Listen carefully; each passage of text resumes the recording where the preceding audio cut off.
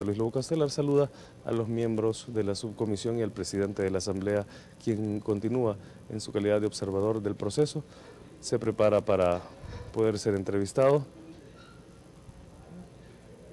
Él sería la segunda persona que van a entrevistar esta mañana los miembros de la subcomisión. Lo dejamos con las palabras del coordinador. Bienvenido a la subcomisión para el estudio de las candidaturas al cargo de magistrado de la Corte Suprema de Justicia. Doctor Lobo, en la mesa hay 3 preguntas introductorias y luego haríamos preguntas a los miembros de la subcomisión y posteriormente 3 preguntas de los asistentes de esta mañana. Puede comenzar, doctor. Muy buenos días, muchísimas gracias. Los saludo a ustedes y a todas las personas presentes con mucho agrado. Espero que no se aburran y que no se duerman con lo que voy a expresar. ¿Cuál es su apreciación general sobre el órgano judicial? Hay progresos ostensibles, consistentes en el funcionamiento y desarrollos del derecho a través de la Sala de lo Constitucional, verdaderamente notables. Es una jurisprudencia abundantísima que es importante que pueda rescatarse e incluso consolidarse en lo que sería una nueva ley procesal constitucional, los criterios interpretativos en cuanto a lo que es las inconstitucionalidades, los amparos, porque hay modalidades y nuevas formas de interpretación que han enriquecido el derecho constitucional salvadoreño con buen impacto, lo cual no quiere decir que yo tenga respecto a ellos algún tipo de dudas en algunas materias, porque creo que hay en realidad algún tipo de exageraciones. También creo que hay progreso porque tienen ahora un presupuesto que les ha permitido mejorar las condiciones generales, salarios y dar prestaciones, o sea, ha mejorado respecto al pasado. Pero hay problemas graves, muy serios, que deben enfrentarse y que la Corte Plena debe asumir mucha responsabilidad frente a los problemas nacionales. Siendo un órgano del Estado, el papel de ella tiene que ser más destacado en una serie de situaciones que afectan a nuestro país, cuya crisis parece que se va a agravar, sin ser profeta del mal. Me refiero, por ejemplo, a la necesidad de una mayor contribución del órgano judicial para erradicar el problema de la violencia en el país. Hay una buena parte del problema que le corresponde al órgano judicial. Sobre esto yo he pensado y tengo algunas ideas, pero no voy a entrar en esto de momento, salvo que se desee. Hay un desequilibrio en el sistema judicial, porque si bien se están educando los fiscales y se están educando los jueces, han quedado en el abandono los abogados libres, que ahora son 30,000, sueltos y dispersos, que es necesario organizarlos, siguiendo posiblemente la sugerencia de las Naciones Unidas, por el cual sugirieron que se creara el Instituto Nacional de la Abogacía y del Notariado, porque sin eso está desequilibrado el sistema. Tenemos que hay mucho abogado, miles de abogados y miles de notarios cuya nivel de aprendizaje y de lo que se llama la educación legal continuada es bajo. También al interior de la sala y de la corte y de los jueces hay una serie de nudos que hay que tratar de resolver. Yo tuve la suerte, señores, de primero participé en la redacción de la ley de transparencia y posteriormente en el proyecto de transparencia para la Corte.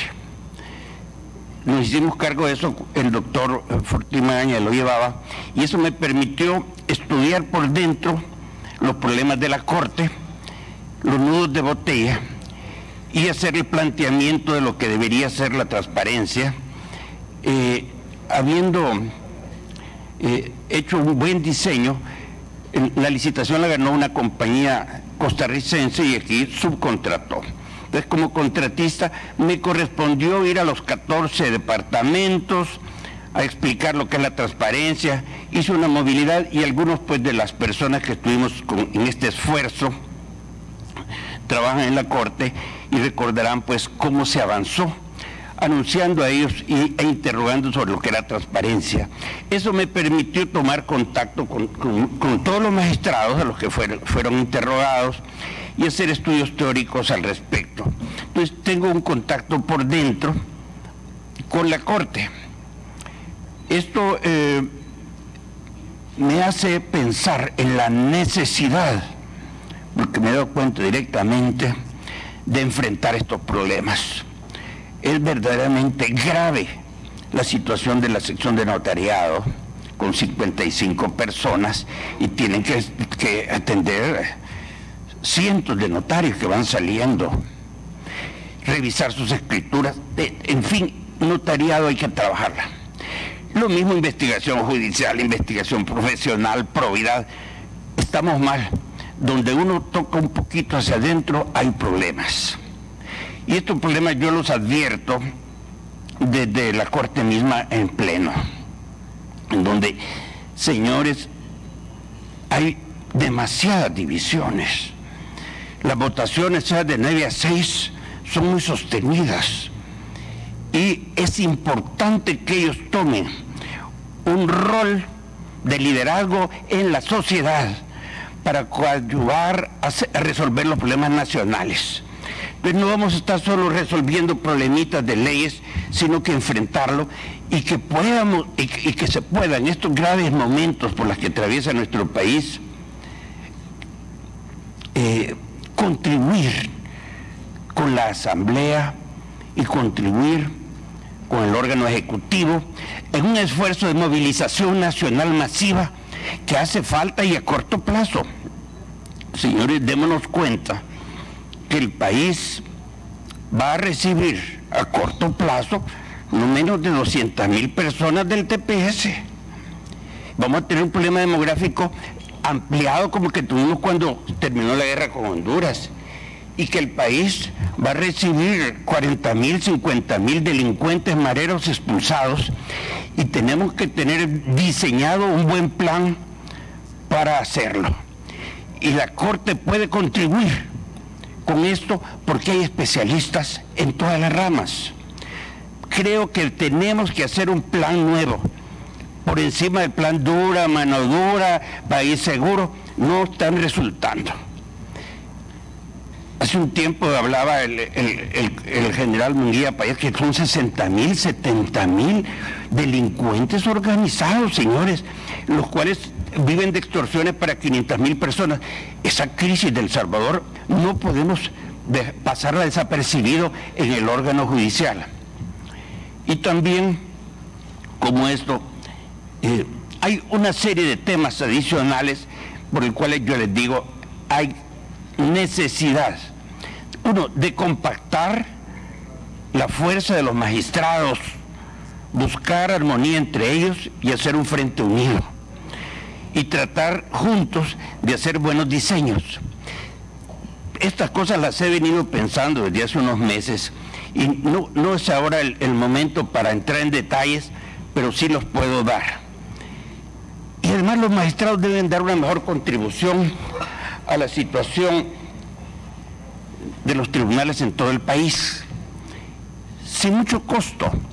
Pienso que de los 15, 14 magistrados podemos darle cada uno un departamento para que estudie ese departamento, cuáles son sus necesidades, cómo están los tribunales, cómo está ocurriendo, cómo están los proyectos, y nos informe al Pleno mes a mes lo que ocurre, en una especie de competencia positiva para que la atención de cada departamento sea efectiva, porque en mis viajes se quejan de que aquí es difícil el contacto con la cúpula, pero si tenemos la responsabilidad ya dividida y organizada, sin costo alguno vamos a establecer estos sistemas. Hay sistemas de control, efectivamente, pero hay que mejorarlo.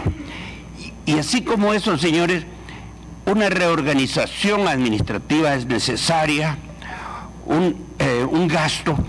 Hay tribunales, como se ha dicho acá, en situaciones verdaderamente deplorables. Y ya no digamos el grave problema de estos tribunales especializados, en donde la aglomeración del trabajo hace verdaderamente que no estén ahora en capacidad de enfrentar su gran responsabilidad. Incluso decía aquí que hasta se sientan los expedientes, todo el drama triste que ha venido a informarse, porque no están en condiciones. Hay que repensar eso y darle una buena solución. E incluso puede ser la solución de volver al sistema pasado, de que cada tribunal, de que esa delincuencia organizada que se atiende ahí en estos tribunales especializados vuelvan a ser tomados en el sistema común. Ya no digamos el problema penitenciario que en el mundo.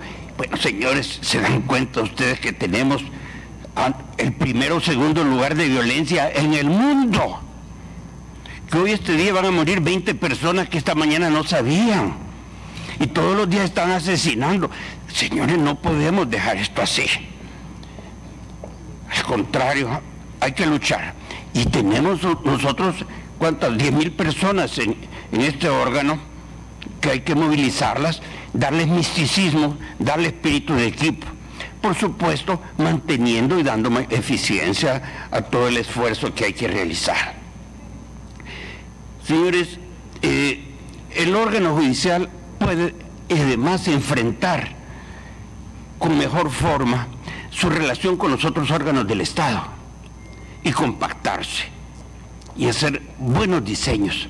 Yo recuerdo para la época de la guerra, yo durante 3 años fui encargado del problema de los desplazados en el gobierno, en el Ministerio de Planificación. O sea que era contraparte en el gobierno de lo que fue el padre Montes en la UCA, y logramos atender 500.000 personas que constituyen los cinturones de miseria, y se les daba alimentos, alimentos por trabajo, bajo el sistema de ayuda mutua, esfuerzo propio.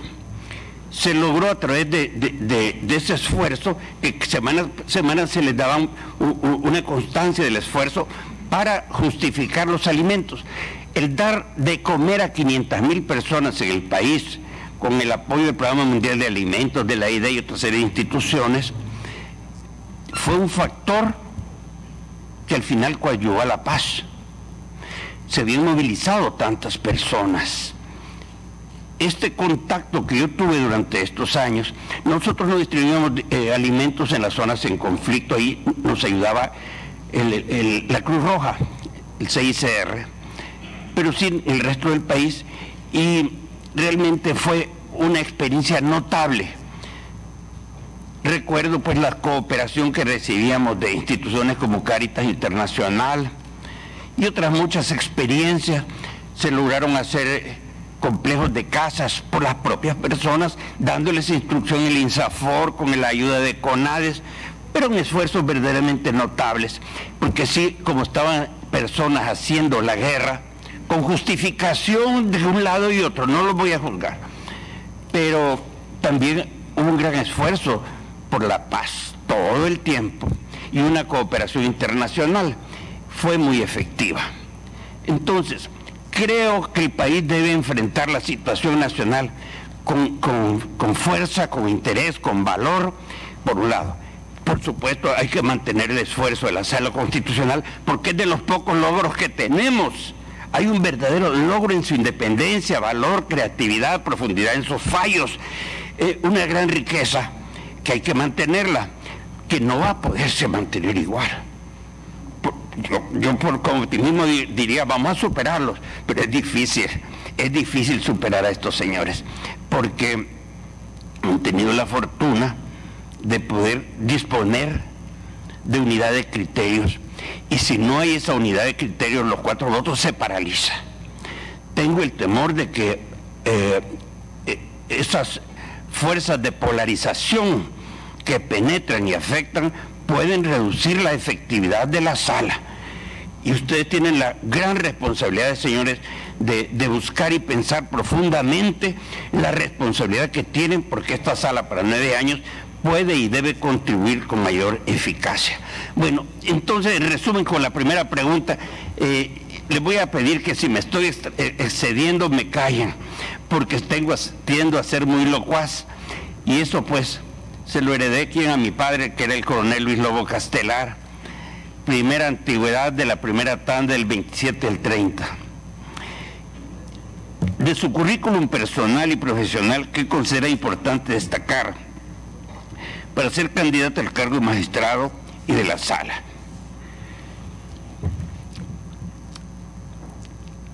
En los últimos 15 años, desde el 2003 hasta el momento, he estado en la directiva del Instituto Iberoamericano de Derecho Constitucional y he sido el encargado prácticamente de la administración y funcionamiento del instituto.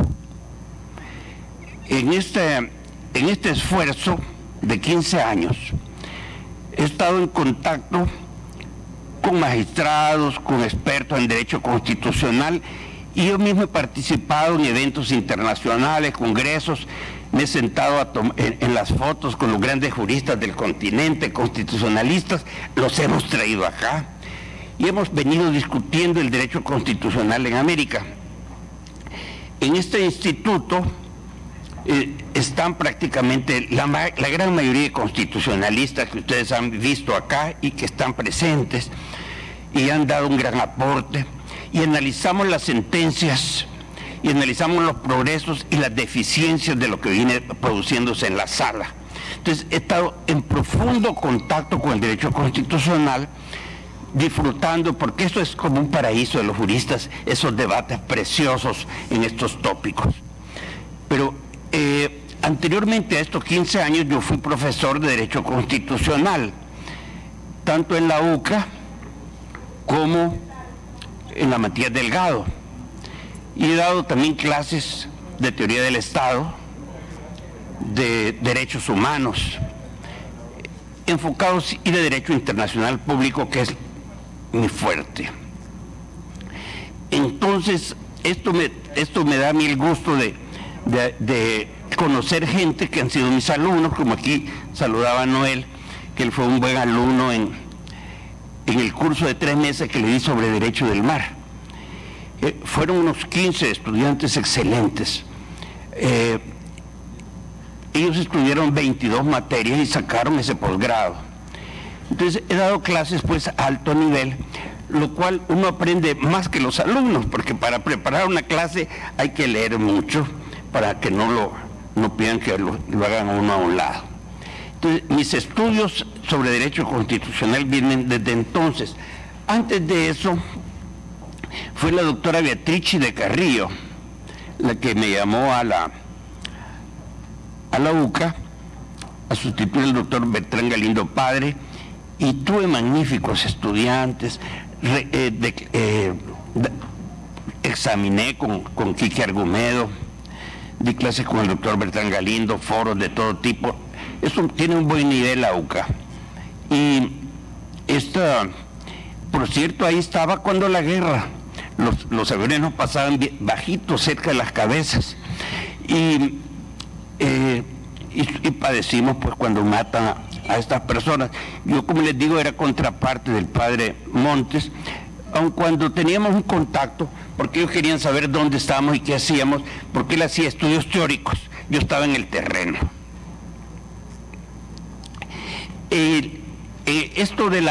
Menciono esto porque la doctora de Carrillo, y quiero mencionárselo, fue la que me invitó a dar a los diputados, a ustedes, el curso de inducción, porque ella era la directora de un instituto acá.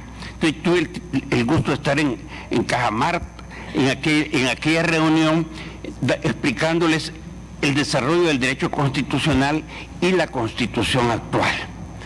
Esto pues apenas pude porque el tiempo no fue suficiente, pero sí les hice una presentación y me di cuenta, porque uno se da cuenta, el profesor, de algunos que son bien competentes y otros que están a cero.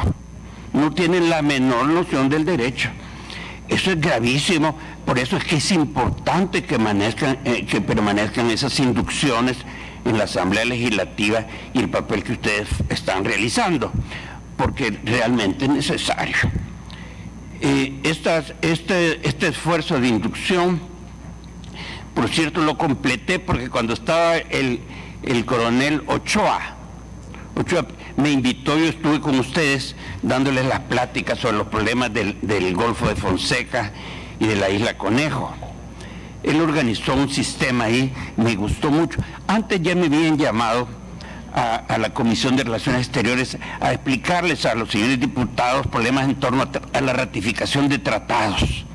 Me acuerdo que fui tuve esa oportunidad unas 3 o 4 veces que fui invitado, y que no le gustó, por cierto, a Héctor Dada, porque él tiene sus propias posiciones y siempre es un poco negativo. Pero en fin, es un brillante hombre, hay que respetarlo. Así que he tenido buenos contactos con ustedes en la enseñanza y apoyando pues su esfuerzo. También a la Corte me invitó, yo participé en el debate sobre el tema de extradición que organizaron aquí en el Camino Real. Los 3 que estuvimos se llenó el salón, era la embajadora Patterson de Estados Unidos y Enrique Argumedo.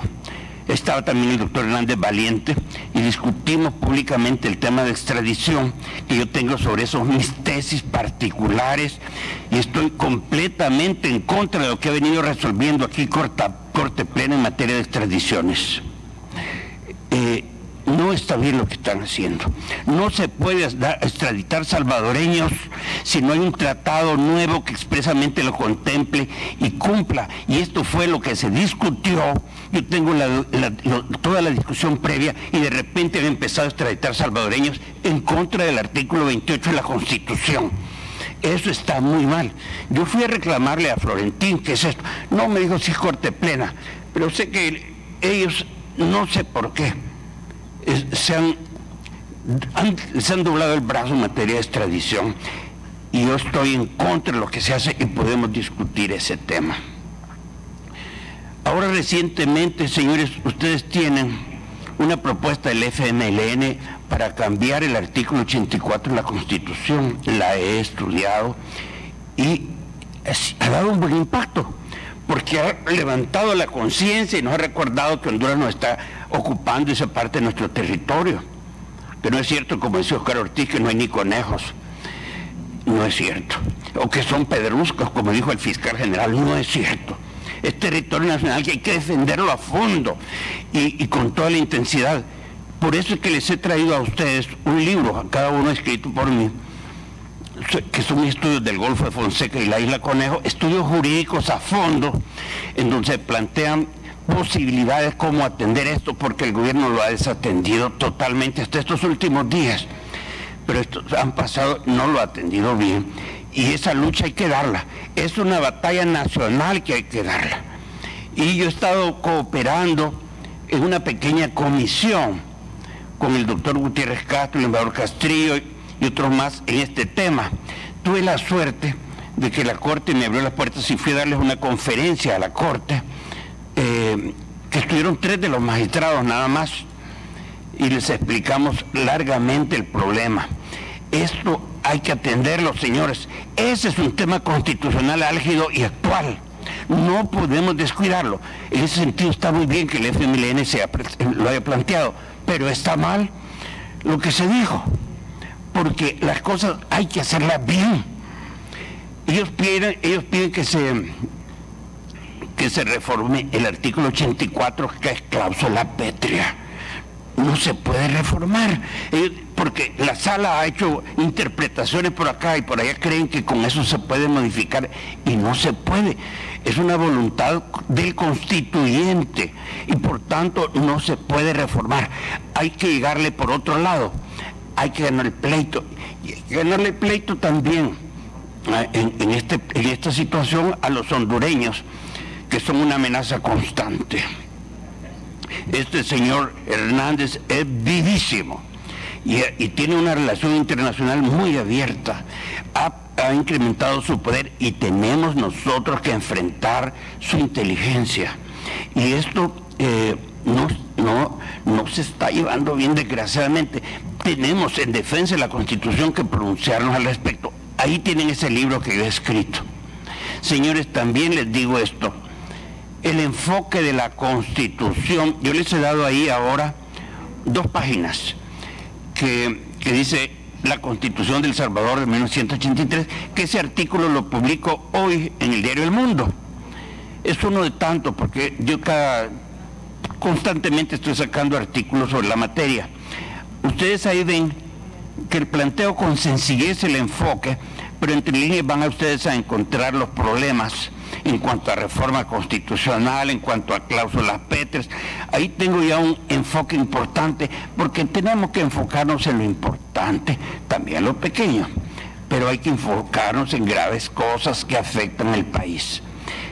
Por tanto, señores, los invito, a partir de mi currículum personal, que yo estoy metido en este tipo de actividades desde los 17 años, cuando estaba en México, donde me gradué de bachiller en la UNAM, en la preparatoria 1, y fui el presidente estudiantil.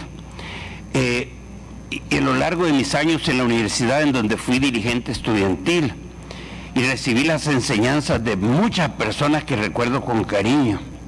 Y tuve como compañeros a los que empezaron la guerrilla. Soy compañero de Dagoberto, de Lil Milagro, de Marianela. Con Chafica él me dio un curso de materialismo histórico. Éramos buenos amigos. Con todos soy amigo. Y soy amigo de Méndez Azahar. Yo fui representante del curso, los conozco a todos. Y siempre guardé con ellos simpatía.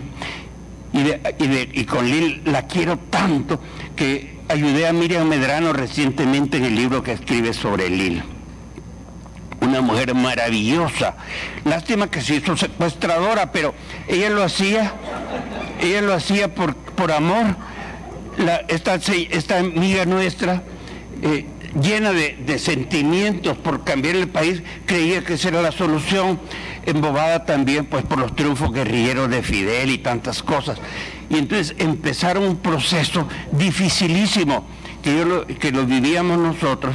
Y yo estaba con las líneas del doctor Fortín Magaña, de Ivo Príamo, en el centro. Siempre estuve en el centro procurando. Teníamos un buen alumno, compañero nuestro, el doctor Rubén Zamora, compañero. Él era gran estudiante en 3 secciones. Yo fui el mejor alumno de una sección con Luis Padilla. Rubén era de otra. Y nos queremos mucho. Él era especialista en temas eclesiásticos porque venía del seminario. Dio magníficas conferencias sobre Telar de Chardán. Yo di conferencias también desde el primer año. ¿Me permite? Me gustaría, con toda su experiencia, que nos permitiera hacer algunas preguntas para... Sí, señor. Está difícil preguntarle. Mire, yo le he pedido a usted que me calle porque me emociono en el pasado. Yo hubiera querido estar aquí 2 o 3 horas, pero solo me falta una pregunta en un minuto. ¿Qué lo motiva a participar en este proceso de elección? Señores, me motiva mi patriotismo, mi deseo de contribuir con el esfuerzo nacional desde la Corte, para mejorar la Corte y para enfrentar los grandes problemas de la República. Hoy sí, vayan adelante. Presidente. Bueno, mucho gusto saludarlo, doctor. ¿Considera que de resultar electo, eventualmente podría acompañar posibles modificaciones a precedentes de las anteriores salas de lo constitucional, las cuales son fuente de derecho? Sí, señor. Existen precedentes muy importantes que deben consagrarse en su gran mayoría, pero hay tropiezos. Por supuesto, está sujeto el magistrado a que lo pida, porque ahí no se actúa de oficio. Si se reciben peticiones de inconstitucionalidades o de amparos que impliquen modificación, habrá que estudiarlo profundamente, con mucha prudencia, con sabiduría que tal vez nos regale Dios, con los equipos de los técnicos, para no desmerecer, sino para mejorar. Creo que hay ámbitos como el que ya les mencionaba y otros más en donde la sala de repente se ha engolosinado un poco y hay que bajarla.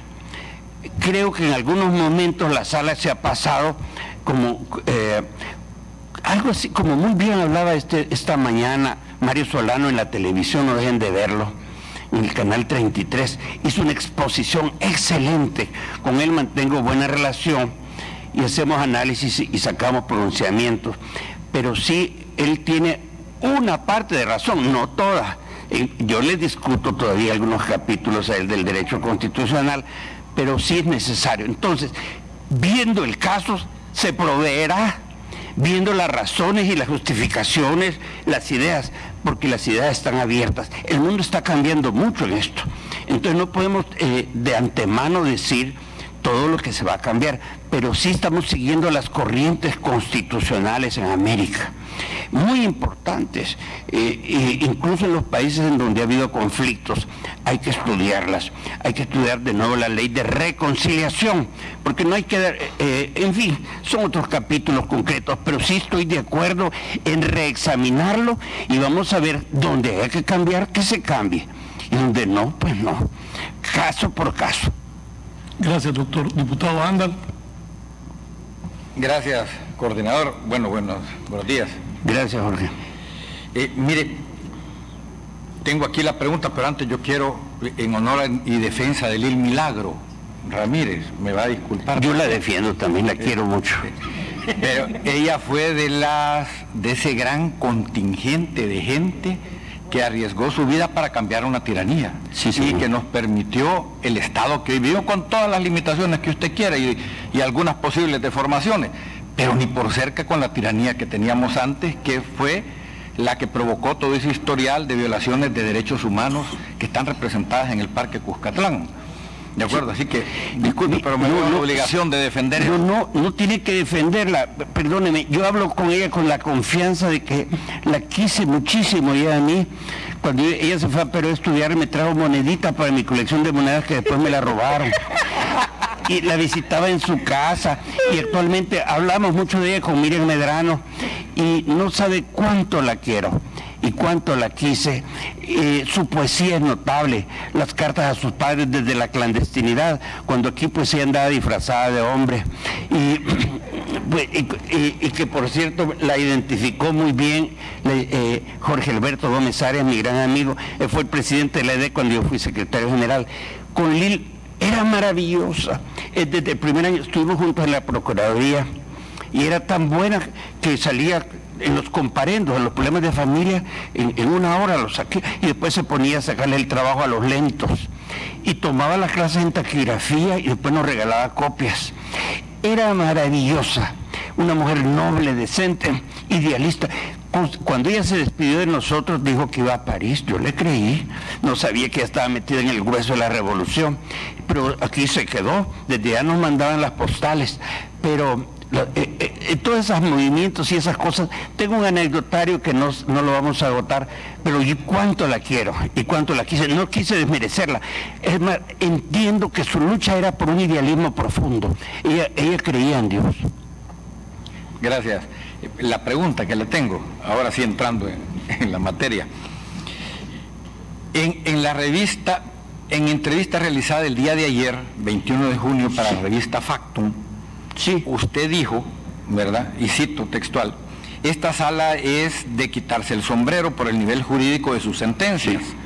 La profundización de los mismos establecen realidades en las inconstitucionalidades, establecen diferentes tipos de amparos, los amparos en materia difusa, la inconstitucionalidad por reflejo, la inconstitucionalidad por conexión. Sí, señor. Deberíamos de tener un capítulo ordenador a partir de todos los avances que ellos han logrado que permitan recogerlos. Es tan rico el material que hay que rescatarlo. Ahí termina la cita. La pregunta, bueno, primero una reflexión. La inconstitucionalidad por conexión no la estableció esta sala, esa viene ya desde el 2004, en las sentencias incluso de abril, sí, señor, sí, del 2004. La pregunta es la siguiente. ¿Para usted es correcta la forma en que se resolvió el caso de la sentencia 35-2015, donde se utilizó la inconstitucionalidad por conexión, estableciendo que a pesar de que ninguno de los dos motivos alegados por el demandante eran válidos, la Sala de lo Constitucional reconduce la demanda de inconstitucionalidad y fue la misma Sala que estableció el motivo de la inconstitucionalidad prácticamente de oficio? ¿Considera que esto es correcto desde la perspectiva del derecho procesal constitucional? Hay un principio que es el principio de congruencia, en el cual establece limitaciones al juez. Lo que se pide es lo que se resuelve. A mí no me gusta la prospecticio, la ultrapeticio, también se llama ultravires. No me gusta. Creo que ahí puede, yo no sé cuál, porque solo me dijo el nombre, cuál es ese caso en concreto, pero yo le estoy respondiendo al principio. En derecho, los jueces deben resolver lo que se les presenta, y eso nos pasó a nosotros en el caso de La Haya, porque el Tribunal de La Haya es el máximo tribunal. Honduras no pidió ese corredor que nos quita territorio, solo ellos tienen una línea, hizo una pluspeticio, y así como eso, ultravíes, hay abusos del derecho y exageraciones extremos. Entonces, en principio el concepto es que debe haber congruencia entre lo que se pide y lo que se resuelve. Ahora, esta sala, llevada por corrientes novedosas, está extralimitándose, incluso en el tema de los derechos humanos. En otras partes hay que sofrenar ese potro, pero no para desmerecer lo que han hecho, sino para ajustarlo un poco en la medida de lo posible. Así que ese es mi criterio, de que cuando no se ha pedido algo, el juez no puede resolverlo, a menos de que haya, como dice ahí, una conexión precisa e indispensable. Hay estudios muy buenos que ha sacado recientemente Belarmino sobre eso. Adelante. Sí, perdón, solo porque como usted me dijo, no sé a cuál se refería. Yo no quise hacer cita de eso porque después dicen que uno está cargando los dados para el lado de uno. Cárguelos. ¿Verdad? Entonces, el tema es sobre cuando la sala dictaminó sobre los 84 diputados suplentes que habían sido electos por un pueblo y que de un plumazo se los borró. Por eso es que no quise decirlo, para que no digan, que hasta ya no, está. Déjeme hablar del caso. Mire, fue para mí un grave error, porque en este caso ellos debieron, porque tenían razón jurídica, pero al imponer de inmediato, ipso facto, la respuesta, afectaron negativamente el sistema y a las personas y sus derechos, porque ellos habían entrado legítimamente en el marco de lo que se venía aplicando. Entonces, ¿qué es lo que debería haber realizado? Lo que ellos le llaman ahora modulación. Si ustedes no han estudiado la modulación, sería bueno que la conversáramos, porque la modulación de los fallos es lo que está permitiendo que un fallo de ahora se va a aplicar hasta dentro de 6 meses, o que vamos a cambiar ciertos énfasis. La sala, para sentenciar, debe tomar en cuenta las circunstancias de la norma, las circunstancias jurídicas, etcétera, pero al final tiene que verlas en función del país, porque es una responsabilidad de ellos. Y si no modula, por ejemplo, hubiera dicho, señores, para la próxima elección vamos a aplicar esto, porque no está bien, y es cierto. La Constitución dice que los diputados deben ser electos y no estaban siendo electos por el pueblo. Por tanto, no existía en ellos lo que la soberanía directa, y teníamos ese grave error. Ustedes, yo sé que han sido muy bondadosos y los han estado contratando de asesores, pero esa no es una solución. No es una solución.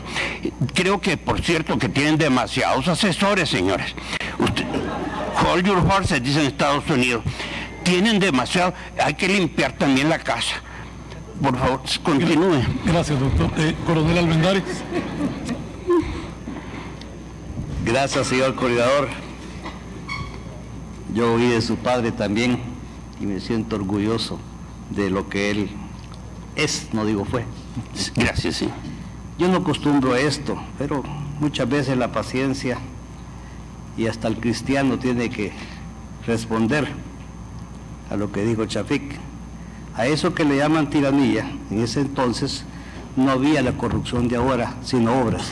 Bien, mi pregunta, señor, ¿qué opina del trabajo que viene haciendo la Corte Suprema en materia de depuración judicial y qué medidas tomaría para mejorarlo? ¿En materia de qué, perdón? Depuración. Ah, ¿cómo no? Está muy lento.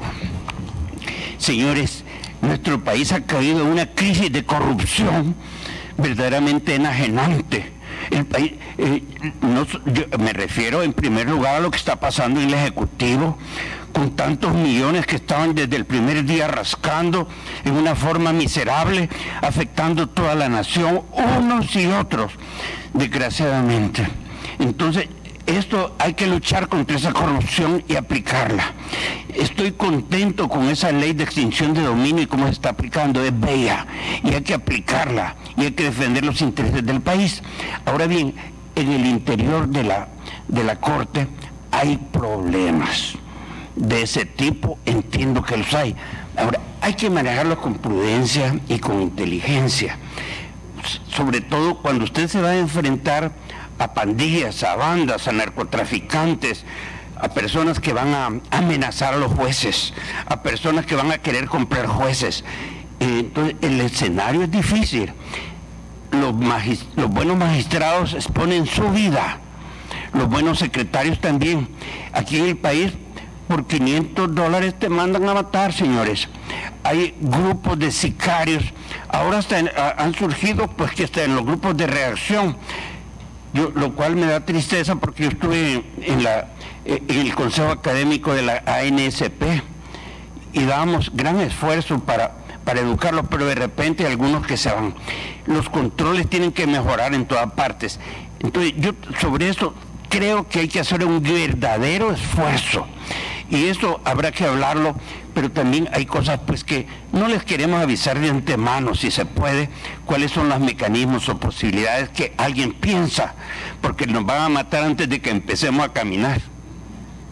Gracias, doctor diputado Vázquez.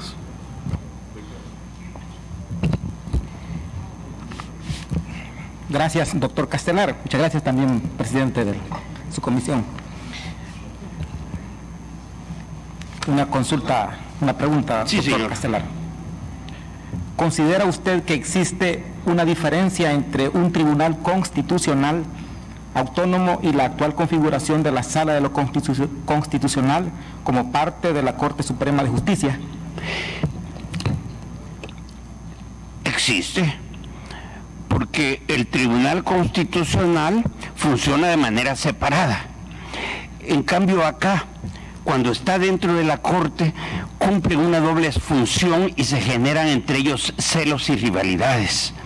Creo que funciona mejor de manera separada, por efectos administrativos y de orden. Eso es lo que se dio en Francia, lo que se está dando en Guatemala. Ahora, podemos funcionar bien como estamos, ver lo que pasa en la Sala 4 de Costa Rica, que funciona bastante bien, y aquí ha funcionado. Pero acá el problema son las rivalidades entre magistrados de clase A y de clase B. No se puede. Hay que establecer un buen nivel y enfocar cada uno en su materia. Sería lo óptimo. Pero como una reforma constitucional no es fácil, estamos hablando bien a futuro, porque estamos hablando pues de dos legislaturas, y en tanto eso ocurre tenemos que montarnos en el caballo ya y jinetearlo ya, sin estar esperando ese tipo de transformaciones, puesto que, claro, lo óptimo es mejor que lo regular. Y acá pues nosotros queremos crear un país de utopía, pero es difícil. Diputado Mazariego.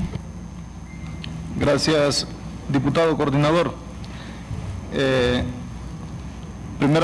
Primeramente, aprovechando, mandarles un saludo a todos los profesores, ¿verdad? Todos esos enseñadores, educadores, que hoy es su día.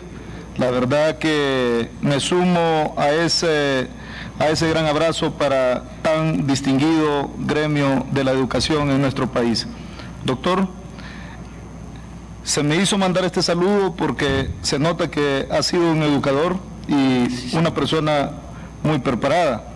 Gracias. Pero a mí me surge la pregunta cuando usted en su primera intervención habla que somos tenemos el segundo lugar en violencia, el segundo lugar en todo lo malo, pero no en lo bueno. Entonces, pero usted reiteradas veces decía, hay que hacer algo, hay que hacer algo. Sí, señor. Mi pregunta va enfocada en el caso. Yo sé que hay muchas cosas que hacer, pero quisiera escucharlo de usted, dos cosas bien puntuales que haría usted desde el cargo que está ostentando para poder cambiar y hacer algo. ¿Qué algo pudiera hacer usted, doctor, para poder cambiar la realidad nuestra? Sí, señor. Siendo un organismo colegiado, lo primero que hacer es ganarme la confianza de los colegas, que sepan que soy hombre decente, recto y bien intencionado y que los puedo aproximar. La confianza, la relación con ellos, yo los conozco en su mayoría, pero como decía el doctor, mi maestro, el doctor Reinaldo Galindo Paul, una buena propuesta fracasa si va en el momento inoportuno. Yo quisiera, en el ámbito nacional, formular con el esfuerzo y competencias de la Corte un nuevo plan contra la violencia. Fíjense ustedes que medicina legal llevaba estadísticas y sabemos dónde funciona el gobierno local y dónde no funciona. ¿Qué es lo que hacen esos municipios en donde no hay criminalidad? Hay que aprender de la experiencia propia para aplicarla. No se trata de venir a aplicar mano dura o plan Giuliani, no. Tenemos que hacer nuestro propio proyecto. Ahí podemos ayudar. Podemos ayudar también en el juzgamiento efectivo, rápido y veloz que corresponde en el sistema penitenciario. Y también en promover a través de la sala los derechos sociales, los derechos culturales. La Constitución es bella y nos permite progresar. Diputado Bonilla. Gracias, coordinador. Buenos días, doctor. Créame que es difícil dormirse con usted. Usted dijo que no nos durmiéramos, pero me ha gustado mucho su intervención. Antes quisiera lamentar también pues que siempre en estos debates surjan cuestionamientos entre las mismas fracciones, y es lamentable que estemos siendo gobernados por los actores de la guerra. Creo que las nuevas generaciones ya queremos olvidar la guerra y construir democracia. La pregunta que le tengo es la siguiente: ¿cuáles han sido los 3 casos más importantes o más difíciles en los que ha trabajado los últimos 10 años y por qué? Solamente gracias. Bueno, yo como litigante seguí no hace mucho un juicio contra un perrón. Se trataba de una compañía de seguros que quería, compañía internacional, dejar sin efecto su seguro porque le había resultado un perrón. Presentamos todas las pruebas, las circunstancias del penitenciario, la muerte, y fracasamos en primera instancia y en segunda instancia por motivos que desconozco, porque creo que teníamos la razón. Eso para mí fue un caso muy grave. Otro caso grave, y que no está cerrado aún, es la defraudación al doctor Reinaldo Galindo Paul, hecho por bandas de fascinerosos, incluyendo abogados, que le han logrado a través de estafas y maniobras quitarle parte de un inmueble que él dejó acá. Estoy empecinado en eso. Hemos buscado la fiscalía y no hemos logrado todavía una acción efectiva, pero sí nos hemos dado cuenta de los niveles de corrupción que existe en el ámbito registral, los robos que se están dando, la necesidad de trabajar a fondo los problemas de tierras. De repente usted, si se descuida, encuentra que su casa ya está a nombre de otro. Bueno, con eso son suficientes, creo yo. Gracias, doctor. Jonathan Martínez de Adel le pregunta: ¿cuáles son los límites de la competencia de la Sala de lo Constitucional? Lo establece el artículo 83 de la Constitución. La soberanía reside en el pueblo y está limitada a lo que esta Constitución expresa. No puede usted ir más allá de la Constitución. Ese es el límite de fondo. Ahora, ¿cómo se va a llegar a eso en ciertos casos y cómo se va a lograr? Es parte de un empuje ciudadano y de la propia sala que tiene en algún momento que tener contención. Pero la Constitución lo dice. El límite es la Constitución. Hasta ahí se termina. Gracias, doctor. Yo quiero comentar que hay varias preguntas aquí que el doctor ha ido en su disertación, ha contestado varias preguntas de las que tengo aquí, pero Diego Manzano de la UCA le pregunta cuál es su posición jurídica sobre el principio de progresividad de los derechos humanos. El tema es bárbaro. Mire, existe una teoría de derecho internacional pública que se llama el jus cogens, por el cual los derechos humanos están siendo considerados en su progresividad y están aumentando constantemente y aplicándose. El punto es que El Salvador no ha ratificado la Convención de Viena sobre Derechos de los Tratados, artículo 54, y por tanto esto no se está aplicando aquí automáticamente y no se pueden aplicar como considera la Sala. Existían antes las normas del derecho natural anteriores y superiores a la ley de los estados. Aquí esta es una nueva forma de derecho natural y estos principios de derecho natural y jus cogens se han metido y los pretenden introducir y hay que tener mucho cuidado. El doctor Galindo Pons nos decía, por favor, cuidado con el jus cogens. Esto sirvió como gran base para la aplicación de la ley de amnistía y a mí es el punto débil de esa ley. Entonces, el tema de la progresividad es real y hay que apoyarla y es maravilloso, pero se han engolosinado con los derechos humanos. Todos son derechos humanos, pero estamos metiendo uno tras otro en una forma completamente abierta y extensiva. ¿Hasta dónde vamos a considerar que son esas normas primarias y superiores? ¿Cuáles sí, cuáles no? Pero, por ejemplo, ahora ya es derecho humano la libre determinación de los pueblos, son derechos de la tercera generación. También ya son derechos humanos los derechos de la genética. ¿Hasta dónde vamos a considerar derechos humanos los de la genética? Es un proceso evolutivo muy rico que hay que estudiarlo y hay que ponderarlo. Gabriela García de la Universidad Matías Delgado le pregunta cómo se observa el principio de seguridad jurídica en el proceso de inconstitucionalidad cuando se aplican medidas cautelares.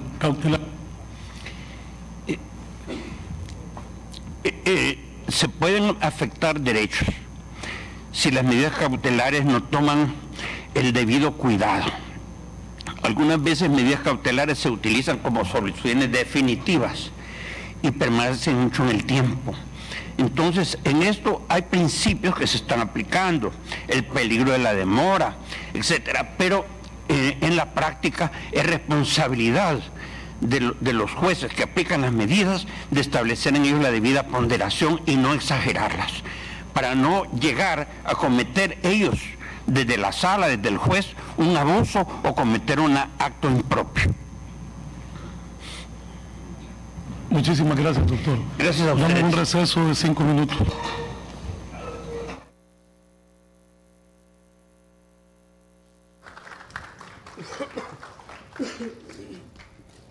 Finaliza la entrevista del licenciado José Luis Lobo Castelar. En este momento saluda a los miembros de la subcomisión que han dado un receso de 5 minutos. El doctor ha destacado en su presentación que es necesario establecer un equilibrio en el sistema judicial, sobre todo también por el tema de los abogados independientes que necesitan de alguna forma una actualización. Ha hablado también sobre la importancia de que el órgano judicial pueda